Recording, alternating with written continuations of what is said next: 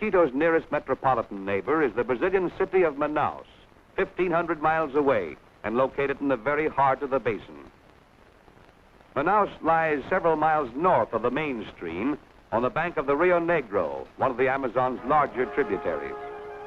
Here again is a paradox of the jungle, for Manaus, surrounded by tropical wilderness, is an up-to-the-minute 20th century community. They call this city the Pearl of the River, but let's browse around a little for ourselves and see if it's as beautiful as they say. Well, here's something you don't see every day. A plaza completely paved in mosaic tile. This, by the way, is called the Square of San Sebastian. You know, Manaus isn't by any means a small town. 100,000 people live here. Here's the Customs House, a fine example of the city's early architecture. And this imposing edifice is the Palace of Justice.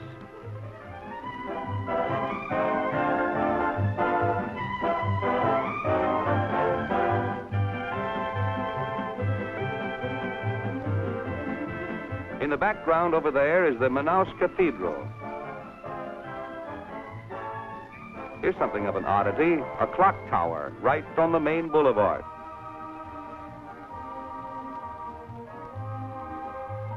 Across the plaza there is one of the most unusual buildings in all the Amazon basin, the Teatro Amazonas, better known as the Manaus Opera House. This beautiful theater in the very heart of the jungle has often been host to the world's finest concert artists. Incidentally, the total cost of this building was over $5 million. There are some excellent schools in Manaus. This one is a teacher's college. And here's a fine modern hospital. The Rio Negro Athletic Club is the swank meeting place for the city's smart set. In the public parks of Manaus are recreational facilities, free to all.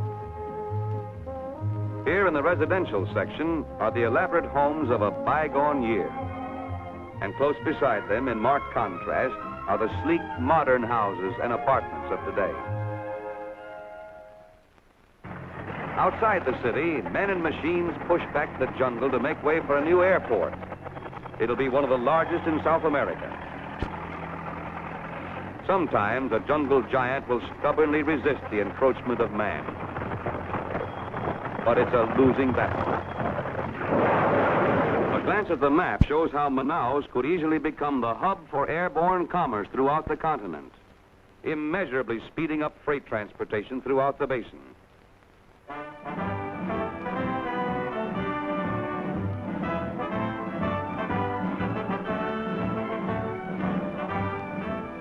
Here at Manaus is a large assembly camp where volunteer rubber workers gather from all over Brazil. It's part of the National Rubber Program to send these men into the jungle to gather latex from the basin's countless wild trees. Before the workers leave for the different districts, an elaborate outdoor ceremony is held, at which they are addressed by the governor of Amazonas and later by His Grace the Bishop. Well, they're off. And these men, tireless in their search for more and more rubber to meet the ever-increasing demand, will long be remembered as the pioneers who did much to open the Amazon basin, the last frontier of the Americas.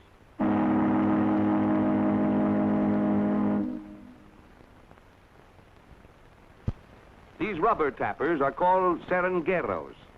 Their methods of tapping are very interesting, so let's watch this old-timer at work. The incisions made in the bark are just deep enough to draw the latex without injuring the tree itself. Doesn't look like much, does it? Yet these tiny trickles of raw latex, multiplied millions of times, are the lifeblood of one of the most vital industries in the world. When the latex of several trees has been collected, it's mixed with water to prevent premature coagulation. And now the seringueiro sets up his small homemade processing plant. He uses the seeds of a palm tree to create a dense smoke, for rubber, like ham, is treated by smoking. The latex is worked on a stout pole. As each day's gathering is added, the ball grows steadily in size. When it becomes hard to handle, it's removed and the process starts all over again. Although freshly cured rubber has a very light color, exposure to the air and smoke soon turns the outer surface of the ball black. At Manaus, the rubber balls are cut apart for inspection and grading. Splitting the lively bouncing rubber makes it a lot easier to handle, too.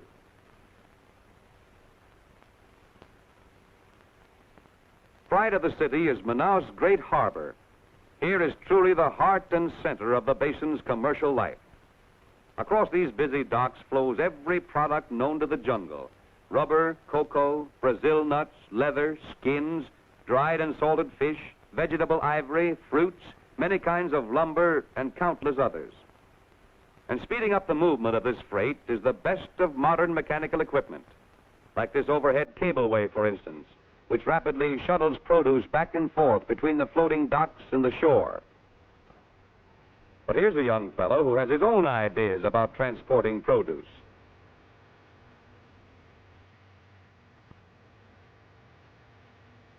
Yes, these are familiar scenes on the Rio Negro, and its smooth, dark waters mirror the colorful river life with reflections of surpassing beauty.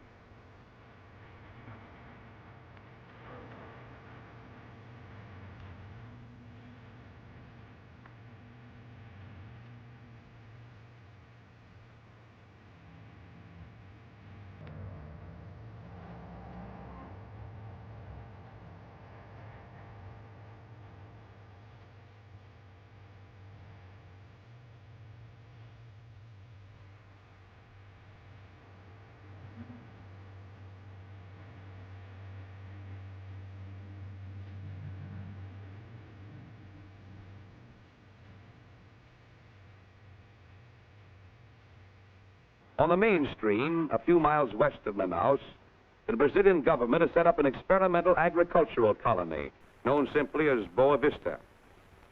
Still in its infancy, this project is tremendous in its scope. Here are 500,000 acres of fertile rolling land, the raw material for the great experiment. Already 80 families have settled here, but this is only the beginning. 4,000 more families are to come, and each is to be granted 63 acres of choice land, land on which to build their homes, land to farm, and to keep them free from want. The jungle falls back to make way for a model community. The ground has been broken, crops have been planted. And between the harvests, the jungle does its share to fill the human needs. For practically every kind of fruit and nut known to the basin grows wild on this vast colony tract. The mandioca plant is found here, staff of life throughout the basin. For its roots, ground into farina, have almost numberless uses. It's eaten, fried, or boiled. It's used to thicken soups or make a loaf of bread. Here, too, is cacao, the source of chocolate, and trees heavy with papaya, a delicious tropical fruit. These are andiroba trees, termite-proof and used for lumber in the colony. But the andiroba has a double value, for it also bears a nut rich in medicinal oil. The babassu palm supplies another oil-producing nut. Babassu oil is extremely valuable, excellent for cooking, illumination, lubrication. And here is the Brazil nut tree, source of one of the nation's leading exports, the rich, hard-shelled nut so familiar to us all. This dainty little tree is the saiba, from which kapok is made.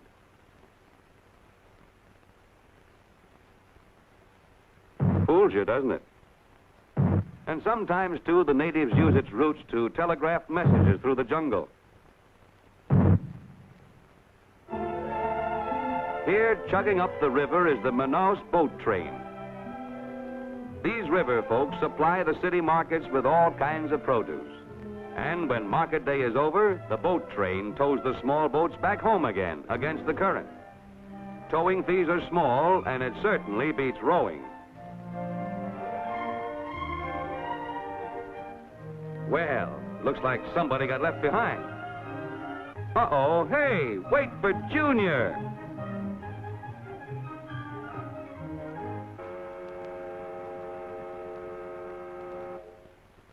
Among the present-day pioneers of the Amazon who are lighting the way for others to follow is Henry Ford. Ford's rubber development on the Tapajos River is an enterprise of historic proportion. Here, 2 million acres of jungle are being converted into a highly modernized plantation, capable of producing rubber on a large scale. Deep in the wilderness, this model community is self-sufficient in every detail. It has its own powerhouse, electric lighting, a telephone system, its own machine shop completely equipped with modern tools. There's a laboratory for processing rubber, an ice plant, and a fire department. There are non-profit stores and shops where food and clothing are sold to the employees. There's modern road building equipment, and 200 miles of roads have already been constructed through the plantation. 17,000 acres of jungle have been cleared and planted. Science and skill work hand in hand to produce the finest rubber trees possible. Ford has scoured the far corners of the Amazon as well as Asia for selected stock and uses it to build his own super rubber trees. The Ford tree is developed through a process of bud grafting and starts with a seedling with disease-resisting roots. But let's watch this expert as he makes a typical bud graft. First, he cuts into the seedling, preparing a little door or flap in the bark. Next, he cuts a bud patch from a tree with a high latex-producing trunk. The bud is contained entirely in the bark, so the protective wood splinter can be safely removed. Now the flap on the seedling is carefully peeled back and the bud put in place. Finally, paraffin-soaked tape is bound firmly around the entire graft to protect it from moisture and air. The bandage is left in place for 2 or 3 weeks until the cut has a chance to heal.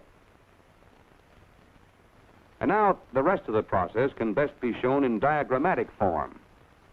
When the wrapping is removed, our bud is already beginning to show signs of life. Now the old trunk is pruned off just above the graft. Not much left, is there? But let's watch this bud go to work. See, it soon forms an entirely new trunk.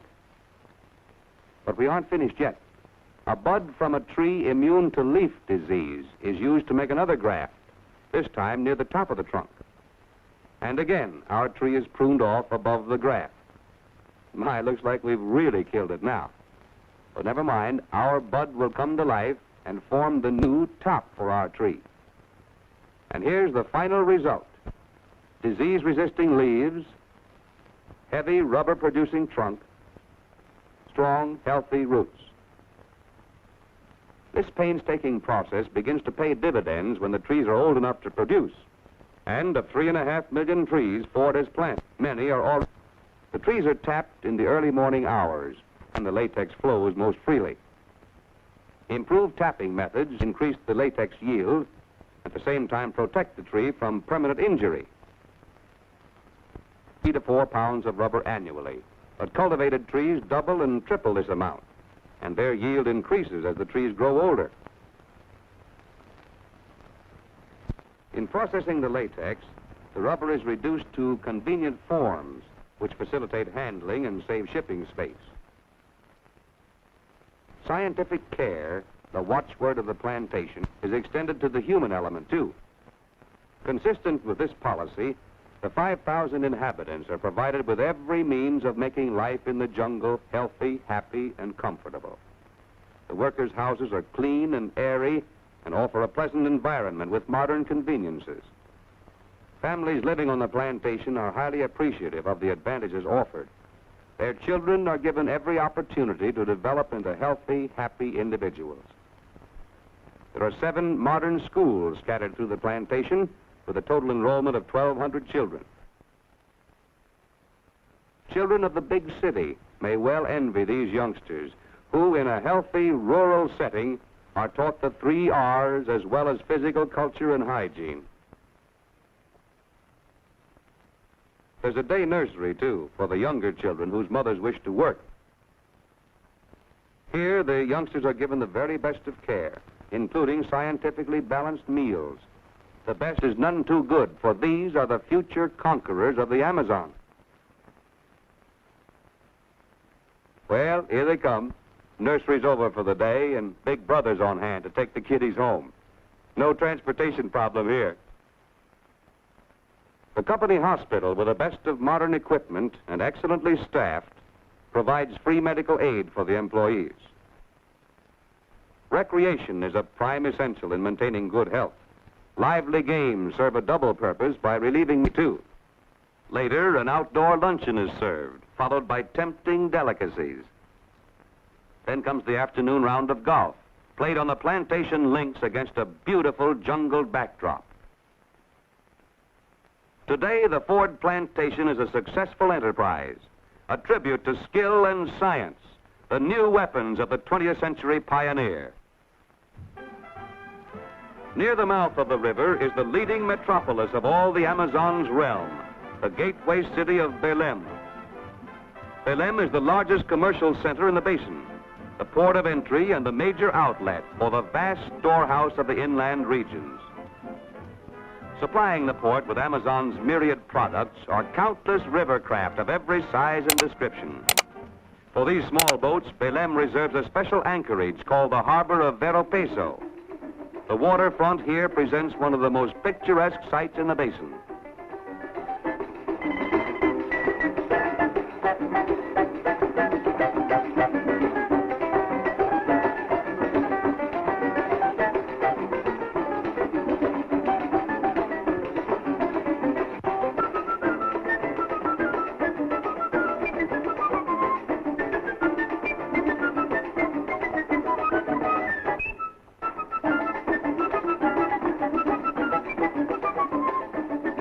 But there's work to be done.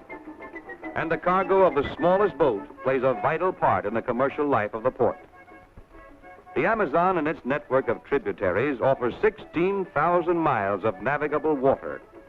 Up and down these great highways throughout the basin's 2 million square miles flows an endless stream of commerce, exports and imports. The wealth of the river in exchange for the modern tools and household goods of the outside world. Here, the piers are of permanent maritime construction and will accommodate anything that floats, from the river steamers that ply the inland waters to the giant freighters that sail the broad Atlantic. But now it's time we left the waterfront and dropped in for a look at the city. And what a city it is, too, for 300,000 people live here. These have become familiar scenes to us now. The picturesque plazas, the modern buildings, hardly a surprise anymore. So while we're taking in the sights, let's talk about the weather. It's about the only surprise we have left.